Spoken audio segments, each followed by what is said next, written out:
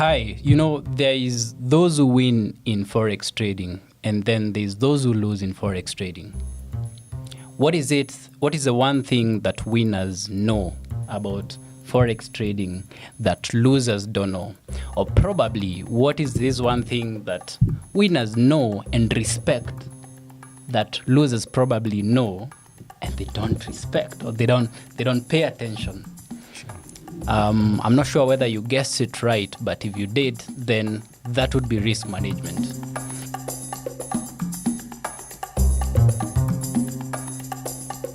Today and in this podcast, we're going to be covering risk management, and this podcast is brought to you in partnership with FX, which is a subsidiary of EGM Securities. And probably George might dig into this and let guys know about risk and what we're about to just dig in. Oh yeah, so everyday life activity is fraught with risk. You tuning in, listening to this podcast is a risky endeavor. You don't know whether you will get value for your time or you will actually get value for your time. Going to work is a risk. Putting up that job application is a risk. So everyday life is fraught with risk. So once you know that, you then need to know how to deal with risk. You need to know, how do I manage this risk? True. So like energy, it can't be created, it can only be transferred. True. So risk is there. You can't do without risk. True. So the only sensible thing to do is to deal with risk. True. And now this introduces the topic of risk management. How do we manage this risk? So I'm just going to give you a layman's definition of the word risk, okay? So in simple terms, risk is just the possibility of suffering a loss. Whatever loss is, in your own words, as long as you deem anything is a loss to you, the possibility of that loss occurring is risk. Yeah. Does it mean that as you were taking the shower today in the morning, you were quite aware that you might not, leave that shower probably, and you still went in there, yeah? Why? Because you so badly wanted to do this podcast? Is that so? Did that outweigh the risk of whatever could have happened in the shower? Oh, yes, definitely. If you've been watching 1,000 Ways to Die, you must have seen a couple of guys die in the shower. All right. I'm just going to cut you right there because you're not going to do a movie review in this podcast. Okay. So what is it about Forex trading that really makes risk management a must? The first thing that traders must understand is that trading is about speculation. Trading is based on the statements of if, then. So if this is the signal, if this is the price action setup, then I'm going to pick a trade at this level. And if I'm wrong, I'm willing to accept that I'm wrong. Yeah. And one way that traders accept that they are wrong is by respecting their stop losses. One way that traders accept that they could have been wrong is by establishing a certain percentage of their capital, which they set out to risk in a single trade and which they stick to. Yeah.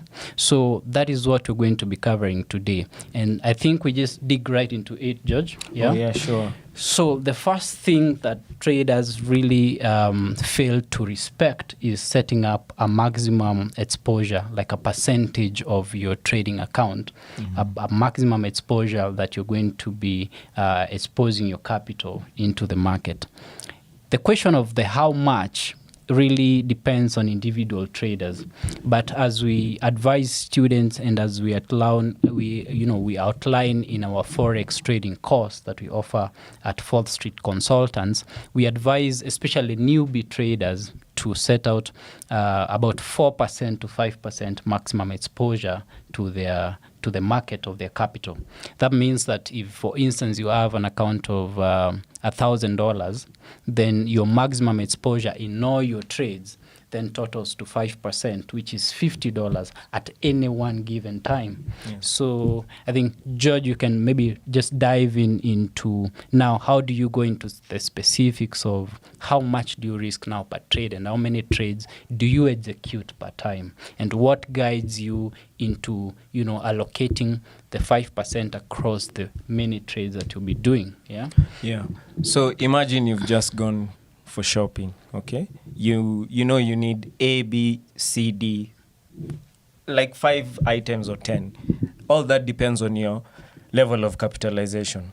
So it's the same way when you're coming to Forex. We've just talked about you need to know your maximum exposure. So when you go shopping, you need to know, I want to buy 1, 2, 3 things, but how much is available for me to buy all these things? You don't just go and wing it in the supermarket. Otherwise, you'll end up spending on things that you did not want to spend. They call on. it impromptu. Exactly. Or impulse buying. Impulse buying. Yeah. So knowing beforehand that I want to buy this much using this is the stipulated amount of money that I need to use is the same way that you need to know, out of my $1,000, I am only willing to lose a maximum of 5% at any given point. At any one given time. Exactly. Yeah. So then, how do you divide this 5%? Okay. So again, back to the shopping example. What do you need the most? What can you do without? Okay. So when you're listing your items for shopping, you will definitely begin with the most important. Okay. I would go for a need. Exactly, not As a opposed want. exactly. A need. What do you need the most? So when you're scanning through the markets, you're scanning through the charts, okay? There are some setups that you will see. Well, this also comes with a level of experience. We call it position sizing. How do I size this position? Okay. So you really need food. Definitely you will put food on your shopping list. Okay.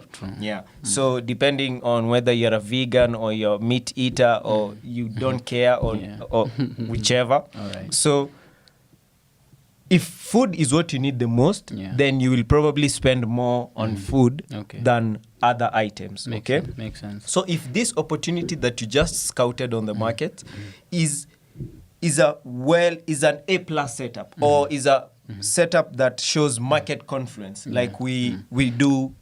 Oh, that's a big one you brought in there. Yeah. Market confluence is one of the most powerful setup any trader can take advantage of. Market confluence is a whole topic on its own that we're going to be covering later on in the future episodes of podcast. What a confluence means is certain scenarios in the market have converged at one point. Probably there's support, there's resistance, there's a price action setup, one or two converging at the same spot. Like the odds are too good for this trade that I can't miss out. And that also goes forward to answer the question of how do you distribute the 5%, the maximum exposure across the various trades. So let's say, for instance, you have two opportunities to trade. One is in the Euro USD pair.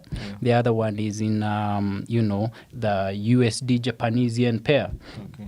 And the Euro USD pair offers you a perfect confluence setup, which for us price action traders, we view a confluence as a more powerful price action pattern that is bound to happen. Remember, we're not sure it's going to happen, but it's a confluence. And so if I had my 5% and I'm thinking to distribute this 5% across these two trades, it would be really logical for me to assign the confluence opportunity or price setup 3% and then offer the other price setup 2%. The other point that can guide or should guide traders into assigning the risk amount that you distribute to the various trades is the risk to reward ratio. Yeah. Now, that's another whole topic, Just so you know, trading confluence is expounded in depth in our online trading course, fourthstreet.co.ke. That's where you get any educational material on trading. Now, risk to reward. So just like it says, what are you risking vis-a-vis your rewards? Okay, what do you stand to lose against what you stand to gain? True, okay, true. So it's a numbers game. It's a numbers game. Yeah, and numbers don't lie. Remember, they never lie. They never lie. Yeah. So risk to reward simply means this is one of the answers to people who ask, how many trades should I take for me to become profitable? Yeah. The answer is what is the nature of the risk to reward of the trades that you take. True. If your trades have a multiple risk to reward, then you do not need to take many trades in order to be net positive. Okay. Yeah. Perhaps we can go forth to expound risk reward. In case you're listening to this podcast, you're locked into the podcast, you don't know so much about trading, you're looking to get into trading. Risk to reward basically means, let's go back to the math. So we have a $1,000 account and our risk exposure is 5%, and we assign 2% to one trade out of the 5%. 2% of $1,000, right? That's $20. Quick math. So what this means when you talk about risk to reward, it means I have located or I have spotted a price setup that gives me a greater reward as compared to the risk. So if I'm risking $20 in this trade, I must have analyzed the trade and seen that this opportunity is bound to give me ×2 or ×3 of my risk amount, which is $20. Yeah. So the only reason I'm taking this trade is because I'm risking $20 to get $40 or $60. Sure. The power of math and compounded profits. And so actually, it's very interesting because this is the basic truth. Yeah. If a random guy comes into the market with proper risk management rules, and these guys have no clue about Forex trading, and they take 20 random trades, but they do that while respecting risk management, following their risk amount, and making sure that every trade has a risk to reward ratio which is greater, equal to or greater than 1 to 2. Yeah. And you as a professional trader, or you claim that you're a trader, and you don't respect risk management, guess what? These are the guys going to beat you. Oh, yeah. This guy will beat you. A random nature of choosing trades without any specific skill, by following risk management, this guy is going to beat you squarely. This is how powerful risk management is. And it's a subject that a lot of traders tend to ignore because it's boring. People want to talk about the right entry. People want to jump into the next trade. People want to make this quick money that makes them feel good, that they can talk about their friends about how much they made today. But us as 4th Street consultants, we're more careful about your long-term performance, not about today. What about 3 months from today? Because we teach guys to approach Forex trading as a career, as a sustainable career. Because guys like me and you, for instance, talking for my case, I've never been employed. Okay. I've been doing this for the last 12 years. And so when we talk about Forex trading, risk management, and all this, we are so enthusiastic about it because we know what it means to learn the skill in the right way. And throughout our course at 4th Street Consultants, this is how we approach Forex trading and how we teach guys to approach Forex trading as a business. Yeah. So what I'm just getting from your explanation is risk is what will keep you in the game, right? Sure. So this is like, well, another analogy just came to mind. This is like a boxer learning all the skills there are in boxing, but you have no gas tank. Oh. You can throw all the punches, all the punches in the book, but you can't last a few minutes in the ring. So a guy with no skill whatsoever, but with a gas tank can easily take you out. Knock you down, true. Perfect one. Then there's another element that I think is usually tricky for guys. Well, in any business setup, you've got to put in some risk for you to realize gains or profits, right? But it's usually very tricky for traders, the balance between should I risk too little or should I add to my risk? Because again, especially for guys who do this full time or even guys who do this part time, well, if you risk too little, then it means even if you get a win, the amount of dollars that you make won't be as significant as much.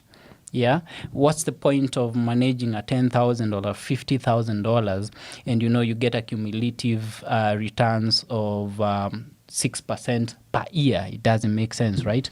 And that's because you are so naive, you are so scared of risking a bit of your capital. So it's usually a tricky balance of how much should I really expose. And the advice is for new traders, start with 1 to 2% per trade, with a maximum exposure of 5% in all your trades. As you develop the confidence, as you back test, as you test out these strategies over a couple of months and they're working out for you, then you actually know how to balance out these margins and spread out a little bit of risks to one trade and cut out on this other trade. And so this is a thing that comes with training and mentorship as well. Traders really need mentorship on this skill. Yeah. It's not a skill you just hop into YouTube and see a couple of videos, and hop into that other article and tomorrow you think you're making money, which is the wrong approach to trading. Yeah.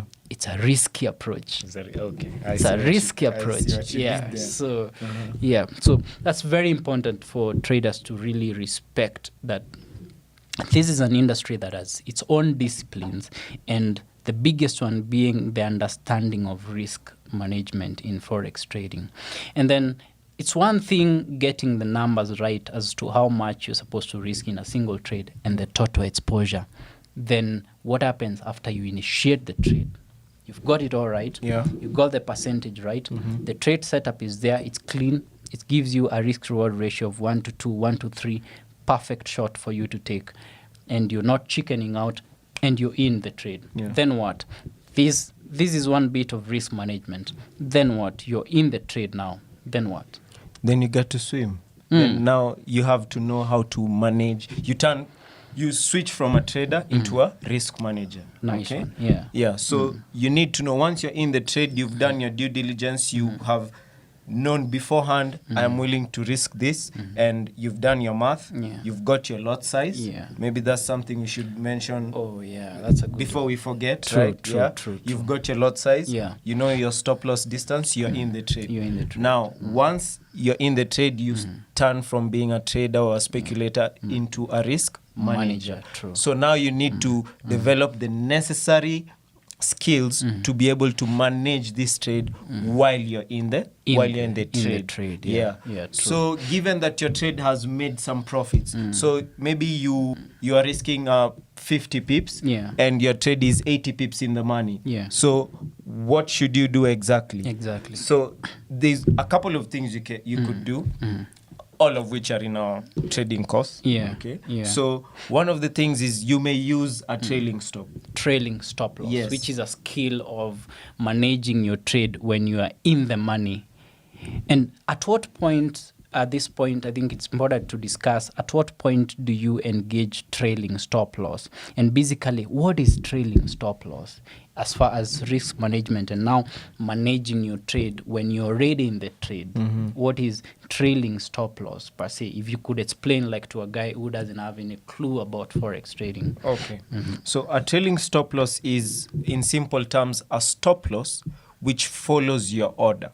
Okay, only that it does not move backwards. Okay, so for example, if you are selling the market, your trailing stop will move down, considering your position moves in the money. Okay, if you're buying the market, then your trailing stop will move up, but not down again. Or if you're selling, your stop loss does not move backwards. Okay, so it's simply an order that follows the market. If the market moves X pips in your favor, your trailing stop will follow by X pips. It is for you to decide, for you to configure your trailing stop by how much it should follow your order, right? So a trailing stop, well, if you're listening to this podcast and never heard about a trailing stop, you might probably think this is your saving grace. This is Jesus, Mohammed. Oh, I wow. needed this Wow. to prevent me from gaining further losses. I honestly didn't think of it to that level, but But there's a catch. all right, Okay. okay. It takes skill and experience to know when, at what point should I start trailing, Yeah. and by how much, how much, I yeah. want to trail Yeah. my order with. As a rule of thumb, Yeah. do not trail your order very closely. Like, give it some breathing space. There Yeah. are many people will tell you that. Give your order some breathing space. True. Don't trail your order too closely, because the nature of the market is it does not move up in a straight line. Yeah. Neither does it move down in a straight line. It has a sine-like wave pattern. Okay, so you don't trail your order so closely, so that you prevent being stopped out, Yeah. and the market still goes in your favor, In your direction. Yeah. Perhaps what George is trying to just to polish up on that, trailing stop losses, you find yourself in a winning trade. Yeah. You've taken a trade on the pair of Euro USD, and your risk to reward ratio was 1-2 that you had configured in that trade, and your trade is almost approaching to hit the take profit. Yeah. But then you again get back into the market and you reanalyze the market and find out that actually the momentum in the market is so strong that you believe you have enough reason from reading the charts that this momentum is going to go past my take profit. And so it calls for traders to be rational enough and patient enough to not cut the profits short. Yeah? This is the only rule whereby you are advised to move your stop loss and your take profit when you are in the money, when you're making money, when your trade in the is making money. Yeah. Your trade is we call it in the money. When your trade is making money, then you're in the money. So this is the only instance whereby you can get to move your stop loss and your take profit. And on this instance, what you do is you move your take profit further depending on your current analysis of the new movement that is that is happening in the market. And then when you move your take profit, you also move your stop loss to lock in some of your profits, which means at some point, you're actually going to be running the trade risk-free. Oh, yes, most definitely. Most definitely. The only time in life that you'd probably not be facing any risk. Is when you apply trailing stop losses. Yeah. And trailing stop losses is so powerful in that you get to move your stop loss above your entry point because you've moved your TP further because the momentum in the market is fitting for your position. And so this is a skill called trailing stop losses. It's a whole topic on its own. Again, it's covered in our comprehensive online Forex course that we offer and offer one-on-one mentorship. It comes with one-on-one mentorship. Oh, yeah. And as we continue to get into this topic, I'd just like to mention that this podcast is brought to you in partnership with FX Pesa, which is a subsidiary of EGM Securities. And so we'll be doing a couple of series of podcasts in partnership, 4th Street Consultants in partnership with FX Pesa and EGM Securities. Yeah. And so this is the first episode of the many episodes that we're going to be doing throughout the year. So you can always follow our social media pages, both for 4th Street Consultants and as well as EGM Securities, to just get a feel of these discussions. And so we've talked about you are already in the trade. Sure. This is the element of risk management whereby you're already in the trade. We've talked about the trade is working out for you. You're applying this skill of trailing stop losses and you're smiling. Your trade is working out for you. And you're probably going to make achieve a risk to reward ratio of probably 1-5. Because remember now, the trade is favorable for you. The original risk to reward probably was 1-2, but the conditions of the market allows you to expand your trade to earn more money. Yeah. What about the downside? What about the stop loss when the trade is not working for you? This is the part that most trainers and most people don't talk about. Yeah. So what about when the trade is not working for you? What's the approach? Do you really wait for your stop loss to be hit? Can you apply your experience in reanalyzing the market and exit the trade before actually your stop loss is hit to lower your risk exposure in the market. What about that end? So this is also a very sensitive matter, okay? In that with the right analysis, the right analysis should guide you when to exit your position on a loss, okay? Well, I believe that point is where you should place your stop loss, right? However, we are dealing in a very uncertain and dynamic environment. The markets change as often as... Give an example of the real time as we do this recording of this podcast today. This week has been a mayhem. It's been a nightmare in the markets. I saw another trader friend of mine tweeting that I think is gonna change from being a trader to a painter, and he's already getting tips. I got ideas, but I'm not yet convinced because I got mouths to feed. So, but then the idea is, what happens again, George? Sorry to interrupt you. What is it? What's the approach when it's on the downside? You've gone into a trade and things are not quite working for you. And remember, discipline and patience is most essence. You don't want to act in terms of a panic mood. You want to be as rational as possible. And the reason why risk management is so powerful is because if you know that you're risking only 1% of your capital, then you're most likely to be rational because you're comfortable with losing 1%. If you make a spread of 100 trades and you lose 20, that's okay. We can't avoid losses in trading. Same way we can't avoid losses in life. And so the power of risk management is it allows your mind to be clear, clarity of the mind. You won't tense. You won't wake up in the middle of the night to check up your phone. And if you're doing that, you're doing things really wrong, which is very common. If you find yourself sneaking into the markets every second, you can't concentrate, then you're doing something definitely very wrong. So that's the question now. So a trade is making a loss. It's out of the money. What is it? Do you wait until your stop loss is hit? Or do you just cut it out before your total risk amount of the 2% upon which you set the stop loss is hit? So what's the way for this? One of the ways that you can actually become a very successful trader is cutting your losers short and letting your profits run. Okay, it is a very important skill knowing when you're losing. Okay, you need to know when you don't have it anymore. You need to know when the bird has just slipped from your hand. So you may have your stop loss in set. You did everything right, but at this moment in time, maybe you're looking at a very significant level in the market, and a very powerful potential reversal signal has just occurred after you exactly it is there in plain sight. Again, the market never does anything without throwing signs.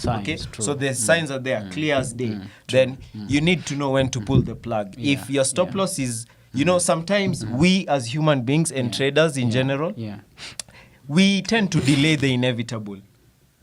It's a common trait with human beings to kind of hold it back and hope. And this really works against you, especially in forex trading, because the market is a respecter of no man. Trade what you can see. Don't trade what you expect. I guess that's the point you're trying to. So as soon as you see the signs are there, I also have to insist you. To be able to identify the right signs, you need the right education, you need the right mentorship, you need the right background. So otherwise you will you might see things that you might think you're seeing the signs, but you're seeing things that you probably expect to see. Because if you look for anything in these markets, you will actually find you will find it. If you expect the market to turn, then you will see some reversal signals on your own. True. Whatever you look for, you will get. Right. Actually, let me give you my real life scenario when I was starting off trading. So from my own experience, and this is something that I'll share real time with guys, in my early years as I was starting trading, I thought I've hacked this thing. I go through this YouTube video and I think, oh, wow, I didn't know about that. I'm going to apply that. Then I try it out.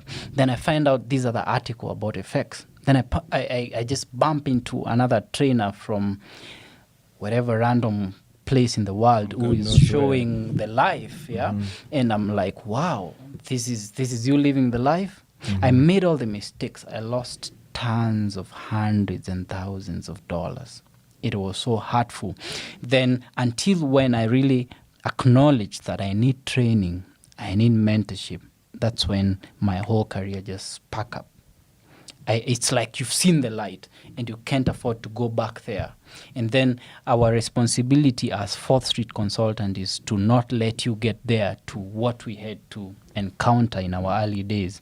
And so going back to the topic of losses, I think one of the ways that you can cut down your losses before even your stop loss is hit is when a reversal signal clearly happens that disqualifies your earlier judgment, then you can cut it out. That's one of the ways. But I must agree that there are some other times that you might not actually be in a position to cut the position short because the markets have not quite given you the reason.